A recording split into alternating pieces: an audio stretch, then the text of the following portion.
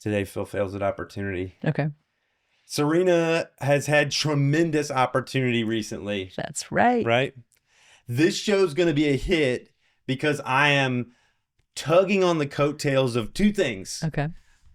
Kill Tony, Yes. which is huge, and Netflix. Yes. And you were part of both of those things at the same time. That's right.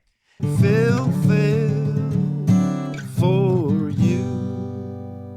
And we're going to find a little bit about that story, like what that was like for you, but also what it's like to, like, when opportunity comes and you're maybe caught with your pants down a little bit with it, right? Like, Yeah. Like, I'm not really totally prepared for it. Yeah. But here it is, and I need to rise to the occasion for it. Right. Because that happens to probably everybody. Hopefully. Right? Yeah. Opportunity doesn't come when you're like totally ready to go for it. Right. Kind of like bad weather or like, a flat tire. Mm-hmm. But you rise to the occasion, you probably learn from it, and how you respond to that event dictates what your life will be like moving forward. Yeah. No pressure, Serena. No, lots of pressure. That's good. That's Yeah. what it should be. Yeah. Kind of like how you make a diamond. Right. With a lot of pressure and time. Right. Yes. Diamonds are forming right now. And Yeah. Serena, watch. We're just going to be quiet and watch the diamonds form in Serena. I'm highly pressurized right now. Oh, man, I bet. So that's what we're going to talk about. Cool. We're going to talk about opportunity. Let's talk a little bit about the experience, and then I'll do Phil Phails 5 questions. Phil Phails 5 questions at opportunity. Okay. What did you know it was a Netflix day? Yes. So we knew that they were filming for Netflix. The way that Kill Tony works, all of us hopefuls gather in a bar in downtown Austin, and someone comes over the mic and announces who's been pulled from the bucket of names, and that person will go across the street into the back of the mothership and then onto the stage at the Mothership Comedy Club. And so there were cameras everywhere in the bar, which is atypical. So we knew that they were filming. We knew that it was for Netflix because the deal had been announced. It was, entertainment news. And it was only my second time trying to get on the show. So I was just doubtful that it was, I didn't really have any expectation that it would be me. I was like up in the bar, not even preparing for a while. I was just reading, like just kind of there for the experience of being like a hopeful, but not really expecting to get pulled. And they called my name over the mic and I said, "Oh shit." And am I not allowed to swear? You can swear. Okay. And I said it much more loudly and emphatically than that. And a lot of my friends around here were really excited. They, all were like cheering and screaming. And I have no memory of that. I couldn't even hear it.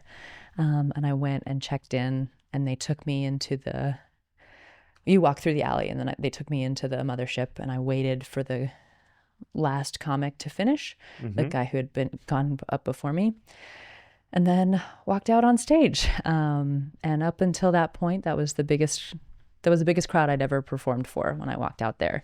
So the mothership big room holds, I think, 350 people. I could be wrong about that. But yeah, in the back, like backstage, they tell you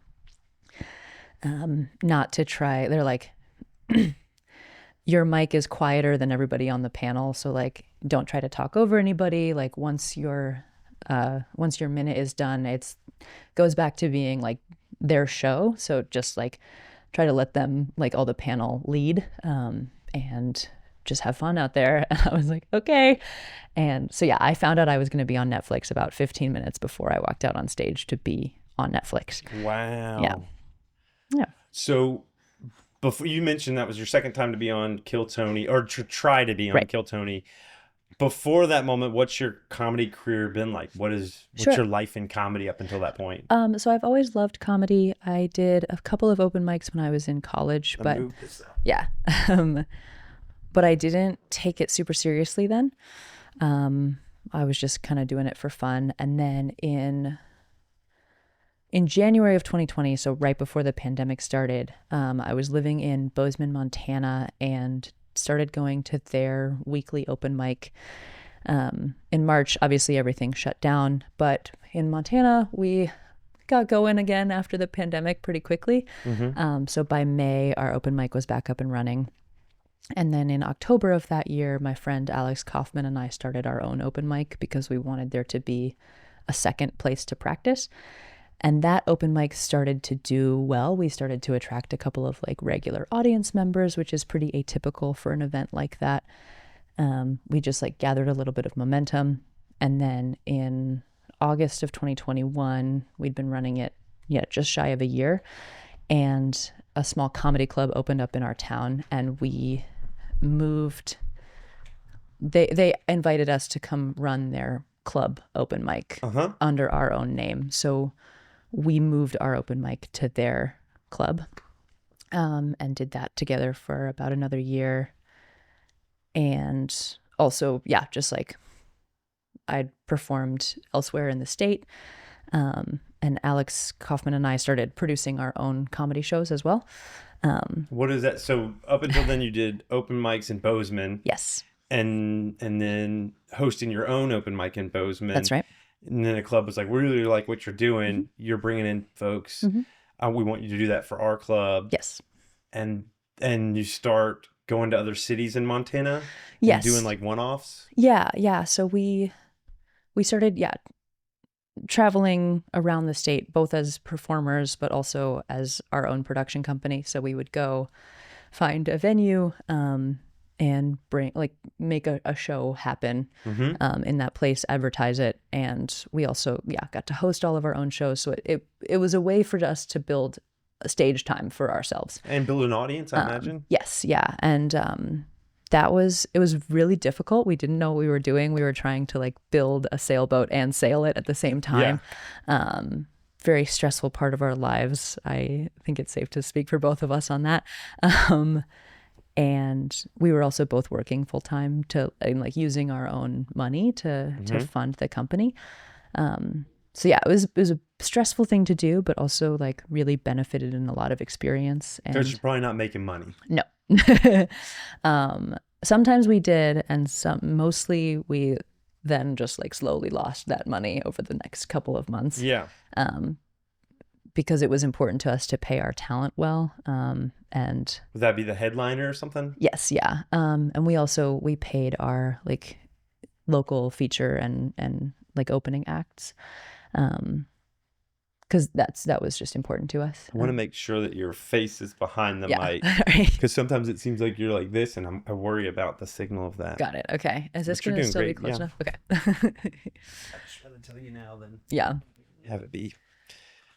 Interesting. So that started in 2020, 21, 22? 2021. Yeah. Well, so we started the open mic in 2020, and then in 2021 moved it to the club, and then by late 2022 I had decided to leave to go on some like international travels. Just had some other things, not comedy related. Correct. Just felt called to do some other things for a while, and I took about a 2-year break from comedy, and found that I really missed it, and ended up in Austin in January of 2025, so this year. And I was didn't come here for comedy? Correct.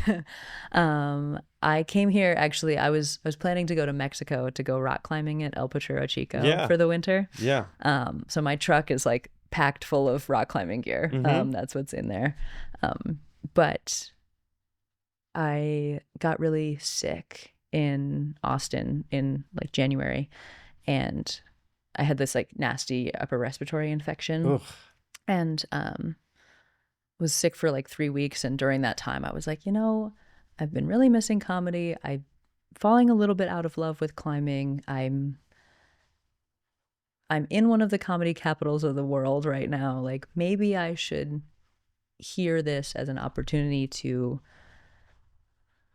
like go back to exploring this thing that I love and I found a lot of meaning from.